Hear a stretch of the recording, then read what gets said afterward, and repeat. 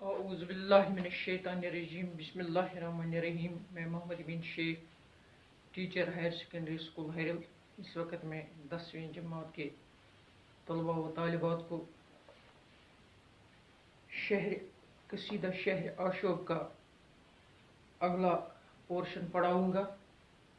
तो प्यारे बच्चों, अस्सलाम वालेकुम। उम्मीद है कि आप ठीक ठाक होंगे।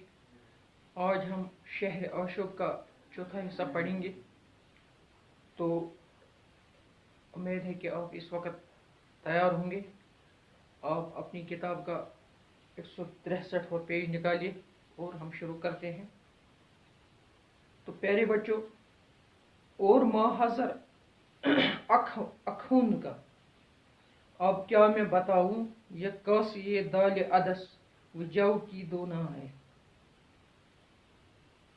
और माहज़र, और जहाँ तक खाने का ताल्लुक है, अखुंद का, उस्ताद का, मुअल्लिम का, यानी जिस जगह शहर आशोक इन्हें हालात ख़राब होते हैं,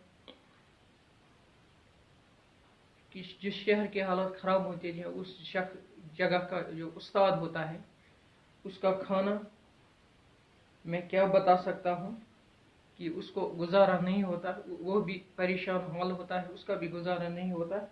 ये कासी ये दाल अदस, उसको एक प्याला दाल, मसूर की दाल, व जौ की दो नान है, और दो नान जौ के होते हैं। यानी एक मसूर की दाल होती है का प्याला और दो रोटियां मिलती हैं। यानी उसकी हालत ख़राब होती है, वो दाल, मसूर की दाल और जौ की रोटियां खाने पर मजबूर हो जाता है। दिन को तो वो बेचारा पढ़ाया करे लड़के, शब खर्च लिखे घर का अगर हिंसदा है। दिन में वो बेचारा मगज खफाई करता है, बच्चों को पढ़ाते पढ़ाते अपना दिन सर्फ करता है, अपना दिन गुजारता है, अपना दिन खर्च करता है। लेकिन जब रात होती है तो घर का इतना खर्चा होता है, खर्चे का बोझ इतना है कि शब भर, यानी शब का ज़्यादातर हिस्सा उसे वो खर्चा लिखने पर, शब का खर्चा लिखने पर ज़ाया होता है। अगर वो हिंसदा है, अगर वो हिसाब जानने वाला है, तो वो हिसाब में लगा रहता है। यानी उसका दिन भी मगज खपाई में जाता है, वो रात भी मगज खपाई में समझो जाता है, परेशानी में गुजरता है। आराम जो चाहे वो करे, वक्त कहाँ है, चाहे जो कोई शेख बने बहर।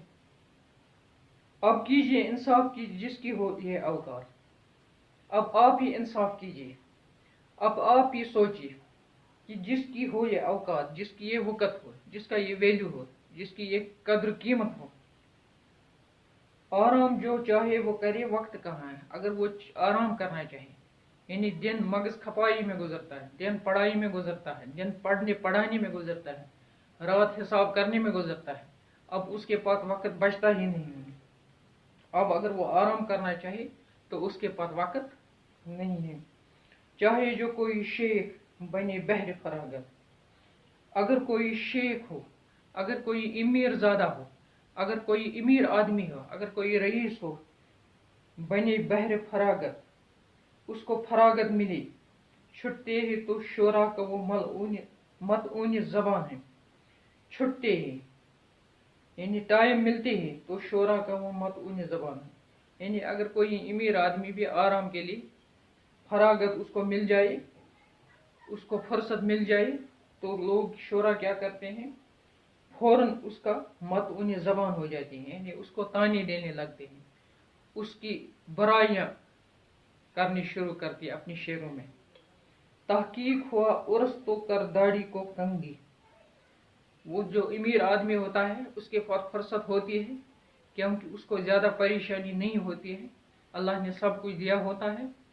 तो वो जब उर्स होता है, जब कोई मेला होता है, जब कोई उर्स होता है, जब कोई बड़ा दिन होता है, तो वो अपनी दाढ़ी को कंगी करता है। यानी आप साफ सफाई, नहाना धोना, कपड़े साफ कपड़े लगाता है, नहाता धोता है।